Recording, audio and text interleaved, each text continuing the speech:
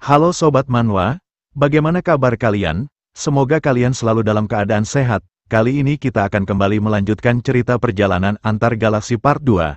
Bagi kalian yang belum menonton part sebelumnya, silakan cek playlist yang telah Mimin buat. Kalau sudah langsung saja kita lanjut ke ceritanya.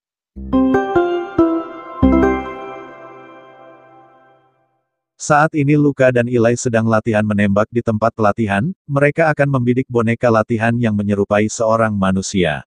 Saat ini Luka telah mendapatkan mata barunya dan ia berniat mencoba kemampuan mata barunya yang telah ditingkatkan. Dalam seperkian detik ia dengan cepat melepaskan beberapa tembakan mengincar target yang berada jauh di depannya. Ketika ia memeriksanya, semua tembakannya mengenai kepala target sesuai yang diharapkannya. Eli yang melihatnya merasa kagum dan mengatakan bahwa sepertinya murid hebat seperti Luka memang sudah tidak diragukan lagi. Luka yang mendengar pujian itu hanya memandangi Eli merasa tak begitu peduli. Eli kemudian menanyakan apakah Luka sudah terbiasa dengan mata barunya. Eli mengungkapkan bukankah ini tidak adil bahwa Luka bisa menembak sehebat ini di saat spesialisasi Luka sebenarnya adalah pertempuran jarak dekat. Dengan sikap acuh tak acuh Luka hanya menjawabnya bahwa sudah menjadi hal yang wajar jika anggota Imperial Guard bisa menggunakan segala macam senjata. Luka juga menegaskan kalau ia tak mau mendengar ocehan orang seperti Eli yang bahkan berhasil menembak target dari lubang yang sama. Eli seketika tertawa sambil membuang wajahnya. Ia mengatakan kalau itu hanya sebuah kebetulan karena ia memang ahli menggunakan senjata seperti ini. Luka seketika menatap Eli dengan tatapan dingin dan menegaskan jika Eli terus bersantai seperti ini maka bisa-bisa ia akan melampauinya dengan cepat. Eli yang mendengarnya malah tersenyum kegirangan meminta Luka untuk melakukannya. Eli mengatakan seperti yang ia bilang sebelumnya, ia akan selalu mendukung Luka karena kekaisaran sangat membutuhkan orang seperti Luka. Eli lalu menatap tangannya dengan tatapan bersedih, ia mengungkapkan bahwa nilai bakat dan kemampuan sedang terkotori di kekaisaran ini. Selama orang tersebut punya status dan kekuasaan, maka bahkan orang-orang bodoh pun bisa menjadi berbakat. Sambil menatap Luka, Eli menegaskan tapi jika orang-orang yang memiliki bakat natural seperti Luka terus bermunculan, maka bukankah masyarakat bisa mulai paham perbedaannya? Mendengarnya Luka mengungkapkan bahwa sepertinya Eli sedang mencoba mengkritik sistem kekaisaran. Luka mengatakan jika ia melaporkan ucapan Eli barusan ke markas besar, maka Eli pasti tidak akan bisa lepas dari hukuman meski dia berasal dari keluarga bangsawan Kartika. Eli hanya tersenyum sambil mengatakan kalau Luka sungguh lucu. Ia kemudian berbalik dan pamit pergi sambil mengatakan kalau Luka tidak akan memberitahunya seandainya Luka benar-benar ingin melaporkannya. Eli mengungkapkan bahwa ia tahu Luka sebenarnya adalah orang yang baik. Eli juga mengucapkan terima kasih karena Luka sudah mengkhawatirkannya. Mendengar ocehan Eli, Luka hanya bisa menatapnya dengan tatapan dingin. Ia menyiapkan senjatanya sambil menyebut Eli dasar menyebalkan.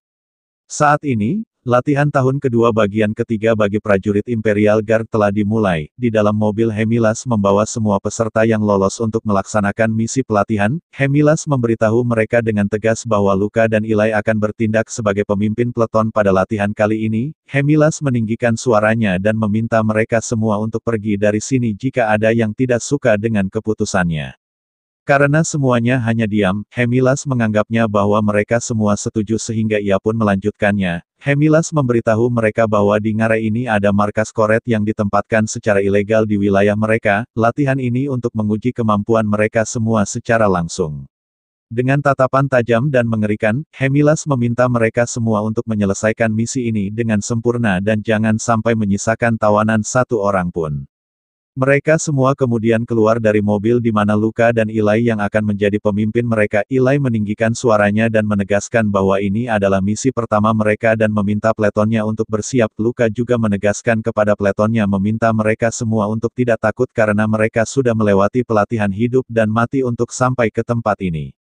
Sambil menatap markas musuh, Eli mengatakan tapi tetap saja ini menegangkan karena ini pertama kalinya mereka keluar dan melawan pasukan luar. Eli mengungkapkan bahwa Federasi Belato, Aliansi Korite Suci dan bahkan Kekaisaran Akretian memiliki nenek moyang dari planet bumi. Luka kemudian melirik Eli dan memintanya agar jangan sampai dibutakan oleh emosinya dan bertindak sembarangan. Luka menegaskan karena sepertinya senior di sini tidak akan membantu mereka sama sekali.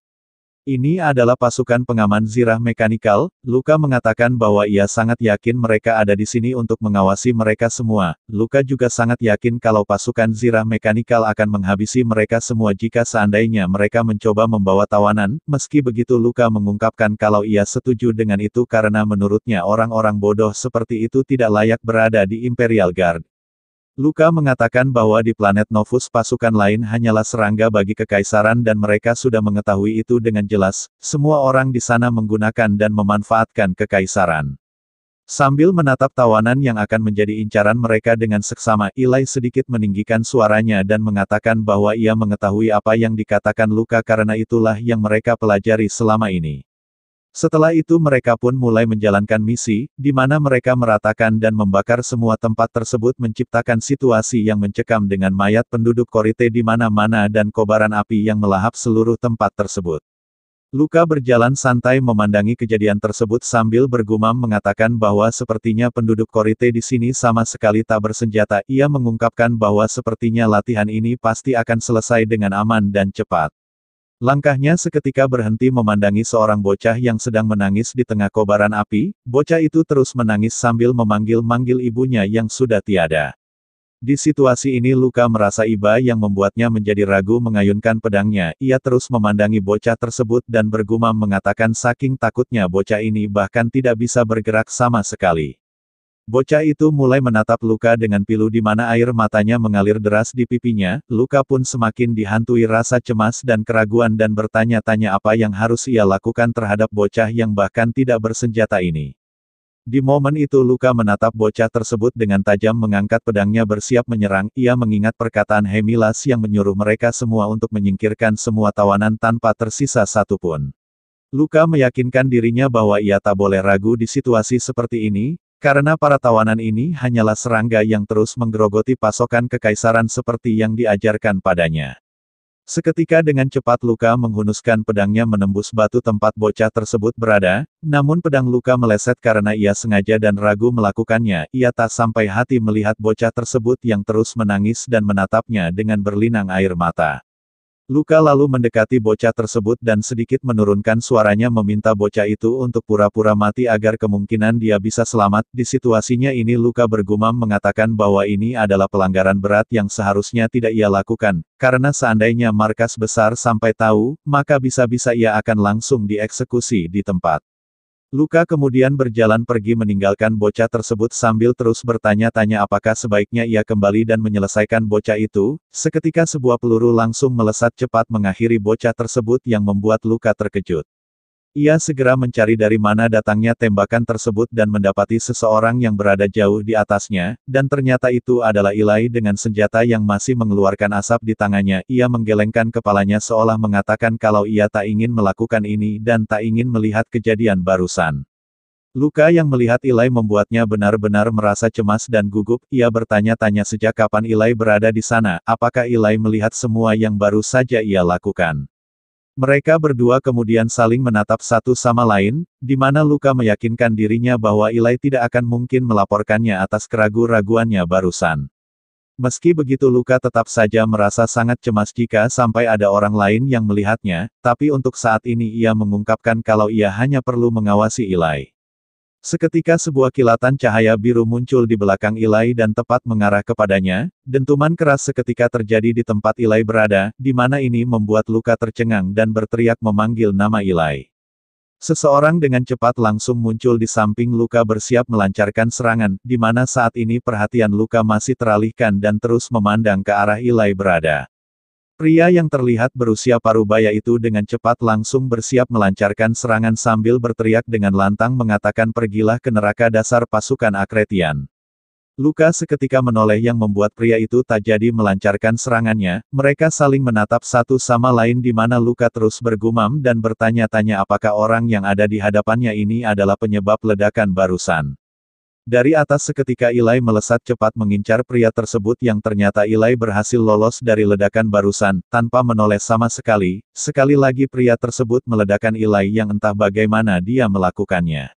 Luka yang melihat serangan barusan begitu terkejut dan merasa gugup. Ia bergumam mengatakan kalau ini adalah Force. Ia bertanya-tanya mengapa ada pengguna Force di sini. Sambil memegang dadanya yang memancarkan aura biru layaknya api yang membakar tubuhnya, pria itu meninggikan suaranya dan menegaskan bahwa ini bukanlah sebuah markas melainkan hanyalah pemukiman warga biasa, orang-orang yang mereka bunuh hanya mencoba untuk bertahan hidup. Saat ini semua pasukan Akretian berkumpul dan mendengar semua perkataan pria tersebut. Luka bertanya-tanya apakah Kapten Hemilas tahu soal ini. Selain itu, jika Kapten memberitahukan hal ini dari awal jika ada seorang pengguna Force di tempat ini, maka Ilai pasti tidak akan menjadi sekacau ini. Terlihat akibat terkena serangan barusan tubuh robot Ilai mengalami banyak kerusakan serius. Meski begitu Ilai tak mengeluh dan mengungkapkan bahwa ini murni adalah kesalahannya karena menurunkan kewaspadaannya dan menganggap remeh musuhnya. Dengan tatapan tajam memandangi pria tersebut, Luka meminta Ilai untuk beristirahat saja terlebih dahulu karena ia akan menyelesaikan ini. Luka mengungkapkan kalau ia sudah bekerja keras untuk mempelajari cara menangani pengguna Force, jadi ia akan melakukan segalanya untuk menebus dosa keraguan-raguannya. Luka kemudian meminta yang lainnya untuk segera menyebar dan merebut markas ini, di mana mereka dengan cepat langsung menyebar tanpa meragukan keputusan Luka sama sekali. Pria itu dengan cepat mengangkat tangannya bersiap menyerang, berteriak menyuruh Luka agar menarik pasukannya kembali. Menyadari situasi ini, Luka bergumam mengatakan bahwa sepertinya pria ini bertindak sebagai umpan agar rekan-rekannya bisa melarikan diri dari sini. Sambil menatap pria tersebut yang bersiap melancarkan serangan, Luka mengungkapkan bahwa agar Force bisa dikeluarkan, maka penggunanya harus melakukan tindakan persiapan, dan untuk kasus ini persiapan pria ini adalah dari gestur tangannya. Luka mengatakan selama ia bisa melihat gangguan ruang maka ia bisa melihat lintasan ledakannya. Setelah mengatakannya, Luka dengan cepat langsung melesat ke arah pria tersebut sambil menghindari setiap ledakan yang diarahkan kepadanya. Pria itu terus melancarkan serangan secara bertubi-tubi yang membuat hidungnya mengeluarkan darah akibat terlalu memaksakan tubuhnya. Meski begitu ia sama sekali tak peduli dan malah lebih meningkatkan kekuatan daya ledak serangannya. Luka yang melesat cepat merasa kesulitan menghindari setiap serangan yang datang padanya. Ia bergumam dengan perasaan cemas mengatakan kalau ia ingin mengalahkan orang ini secara perlahan-lahan, tapi saat ini ia tidak ada pilihan lain. Luka menegaskan meski tubuhnya akan rusak duluan jika terus bermanuver cepat begini, ia harus menyerang sekarang juga, di mana saat ini serangan pria tersebut tepat berada di hadapannya. Serangan tersebut seketika meledak tepat di hadapan Luka, namun dalam seperkian detik itu Luka berhasil menambah kecepatannya dan berhasil menghindari ledakan tersebut di detik-detik terakhir, dan saat ini ia langsung muncul di hadapan pria tersebut bersiap melancarkan serangan balasan.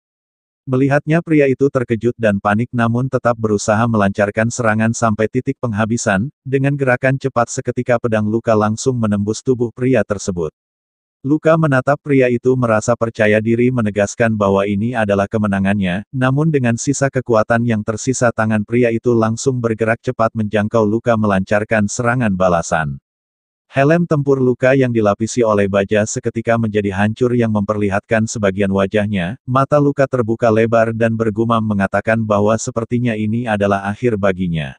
Namun, seketika pria itu menghentikan serangannya dan menangis melihat sosok Luka yang ternyata hanya seorang bocah muda yang membuatnya terdiam. Di momen itu Luka memanfaatkan kesempatan tersebut langsung melancarkan serangan mengakhiri semuanya. Dengan perasaan yang berdebar Luka menatap pria tersebut yang terbaring di tanah. Ia merasa panik mengungkapkan bahwa jika saja pria ini tak menghentikan serangannya tadi, maka pasti ia sudah tewas. Luka terengah dan kesulitan mengatur nafasnya. Ia bergumam mengungkapkan bahwa Korite terbentuk dari fanatik yang sudah bukan lagi manusia, tapi kenapa pria ini menghentikan serangannya barusan seolah-olah dia merasa tak tega dan berakhir gagal. Luka pun mencoba menenangkan dirinya, menegaskan kepada dirinya sendiri bahwa ia harus tetap maju dan jangan sampai emosi seperti ini mengaburkan keputusannya. Ia menatap tajam dan menghela nafas mengatakan dengan tegas kepada dirinya bahwa ini semua adalah demi kekaisaran, menyingkirkan semua yang mengancam nyawa kaisar dan masyarakat kekaisaran sudah menjadi tugasnya Sang Imperial Guard. Nah, mungkin sekian dulu pembahasan cerita kali ini. Perjalanan Luka baru saja dimulai, dan dunia yang penuh bahaya serta pilihan sulit menanti di depan. Apa yang akan terjadi selanjutnya? Apakah ia akan bertahan? Ataukah jalan yang dipilihnya justru menghancurkannya? Semua jawaban itu akan terungkap di episode selanjutnya. Jangan lupa untuk subscribe dan nyalakan notifikasi, supaya kamu tidak ketinggalan kelanjutan kisah seru ini. Karena petualangan Luka dan misteri yang ada di dunia ini baru saja dimulai. Sampai jumpa di video berikutnya.